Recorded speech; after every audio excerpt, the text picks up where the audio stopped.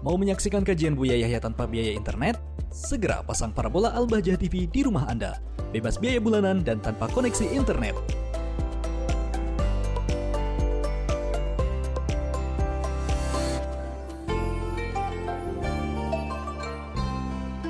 Assalamualaikum Buya. Assalamualaikum warahmatullahi wabarakatuh. Izin bertanya, suami baru meninggal. Di akhir ajal, saya tidak terlalu dekat karena takut tertular COVID. Dan dia sempat tak tuntun, tapi cuma kalimat Allah, bolehkah Buya? Terus aku berdosakah karena gak sempat meluk dan minta maaf? Minta doanya Buya agar aku bisa tegar dan ikhlas. Syukurkan Buya atas jawabannya. Semoga Allah memberikan ketegaran, ketabahan, dan keikhlasan. Suami, agar semakin ikhlas kami beritahu kepada Anda yang bertanya, suami Anda mulia. Mati syahid karena kena taun, karena corona itu syahid. Selagi dia adalah ahli iman, matinya mati syahid. Dia tidak akan sedih di saat Anda tidak bisa memeluknya. Karena Anda mematuhi sunnatullah, agar Anda menjaga diri. Akan jadi pahala buat dia. Buat beliau akan jadi pahala. Kenapa? Anda mematuhi protokol kesehatan. Karena protokol kesehatan di sini adalah sunnatullah. Nggak boleh kita melanggar sunnatullah.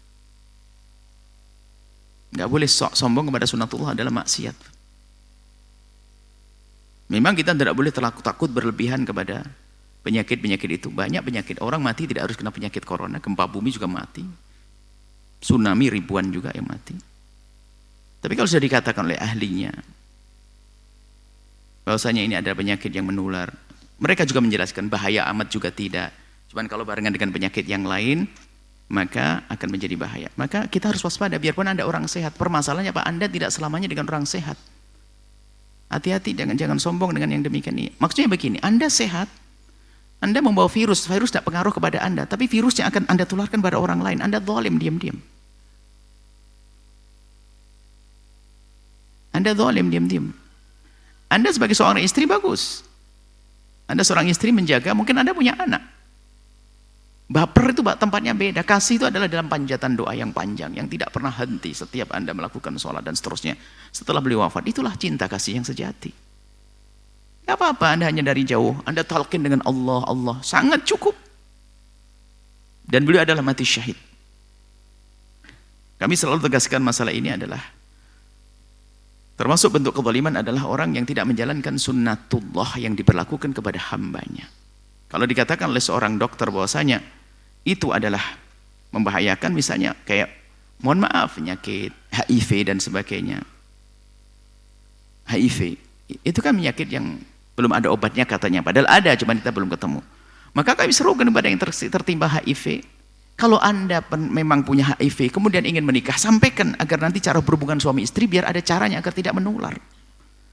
Tapi lihat, yang tidak punya iman, biarin, saya sudah sakit, ngapain? Biar yang lain tertular, na'udzubillah. Tidak punya jiwa hati kepada sesama. Menjadi orang lain, menjadikan orang lain resah. Makanya kami himbau, kalau ikut keramaian di luar, Anda pakai masker. Jangan egois, bukan Anda menjaga diri Anda, tapi menjaga kenyamanan orang lain. Itu adalah makna kesadaran. Kesadaran kita menjaga orang lain. Sebetulnya ada hadis yang akan kita baca setelah ini adalah larangan kita mengganggu orang lain. Sebenarnya kita tidak mengejar, minggu depan insya Allah. Ada hubungan mengganggu orang lain. Sekecil apapun gangguan nggak boleh. Kalau orang tidak nyaman, selama ini ada informasi tentang corona dan sebagainya. Terlepas ada corona benar nggak benar, bagaimana benar nggak benar, mungkin yang menjadi masalah adalah media membesarkan berita itu sehingga berlebihan. Itu urusan dia. Tapi kenyataannya ada. Kalau ada orang menafikan itu tidak benar. Tapi berlebihan takut juga salah. Semoga Allah mengampuni. Banyak orang yang ketemu nggak percaya. Subhanallah diuji. Demi Allah sekarang saya percaya. Bukan itu permasalahan. Ganggu orang lain nggak bisa. Yang nggak boleh jangan nunggu sakit dulu baru percaya. Tapi kalau setelah percaya urusan corona ini bukan berarti kita besarkan sampai bikin orang takut. Nggak biasa. Anda wanita yang benar. Bahkan saya himbau kepada para tokoh, para ulama agar Anda menghindari salaman, juga menjalankan sunnatullah. Kenapa? Ini mumpung pesan-pesan begini penting. Kenapa? Karena apa? Anda kalau ulama itu beda dengan orang biasa. Kalau orang biasa salaman satu-satu selesai. Tapi kalau Anda ulama dicumi oleh banyak orang. Anda salaman dengan satu orang, lihat, Anda seorang alim yang digemari, dicintai, dan Anda salaman dengan satu orang. Dicium barangkali. Mungkin ada virusnya. Dia sehat, gak ada masalah. Tapi virus tertinggal. Salaman 1000 orang di belakangnya. Tawakal itu di hati, gak usah pamer. Bukan. Tawakal di hati Anda. Hati saya tawakal kepada Allah. Semoga Allah menjaga. Selesai. Tapi kalau dengan kesombongan mengganggu orang lain adalah gak boleh. Haram. Dosa. Gak boleh. Kan begitu. Bagaimana adab kita batuk? Belum ada corona, Nabi mengajarkan bagaimana kita cara berbersin, cara batuk dan sebagainya. Diajarkan semuanya agar tidak ganggu orang lain kok. Nah, gitu. Makanya nggak ada gunanya kesombongan, nggak perlu di sini. Sombong nggak perlu. Jangan nunggu diuji oleh Allah dengan sakit baru mengatakan Allah taubat, nggak, bukan. Cuman jangan bikin orang takut kayak apa, enggak, biasa. Ya ibu yang solehah, Anda benar. Karena apa? Kadang ini loh dihubungkan. Ya lah, suamimu meninggal, kamu tidak sempat nggak apa, kenapa kamu percaya corona? Mungkin begitukan dia tanya begitu. Nah. Akhirnya dia sedih, Bu, ya saya tidak memeluk istri suami saya. Enggak, Anda mulia. Anda menjalankan sunnatullah. Apa yang Anda lakukan akan jadi pahala buat Anda. Ini loh kenapa? Kenapa saya ngomong panjang begini? Biasanya ada orang yang rewel. Wong ada seorang ustadz nggak mau salaman sama orang dia. Wah, ustadz ini kok ustadz penakut, nggak punya tawakal. Ustadz direndahkan begitu. Jadi gara-gara begini ini menjadi orang saling merendahkan. Takut berlebihan nggak boleh. Allah yang ngasih sakit kok. Tidak semua orang menghirup nafasnya orang kena corona ketular, nggak. Yang nularkan Allah kok. Buktinya satu base ada orang kena corona 4 ketular, yang lain nggak ketular semuanya kok. Kalau dalam teori medis ya tergantung kekuatan tubuh dan sebagainya. Tapi kalau ke dalam iman memang begitulah, yang memindahkan Allah, bukan penyakit yang pindah sendiri. Enggak, kalau Allah tidak izinkan nggak akan pindah. Jadi orang seperti Anda tidak usah berkecil hati, biarpun ada orang ngomong, aduh istrinya keterlaluan, hanya gara-gara takut corona, suaminya dilihatin dada-dada dari jauh, Anda akan sedih kan? Saya obati hari ini. Dan banyak orang semacam ini, dan kita mendengar.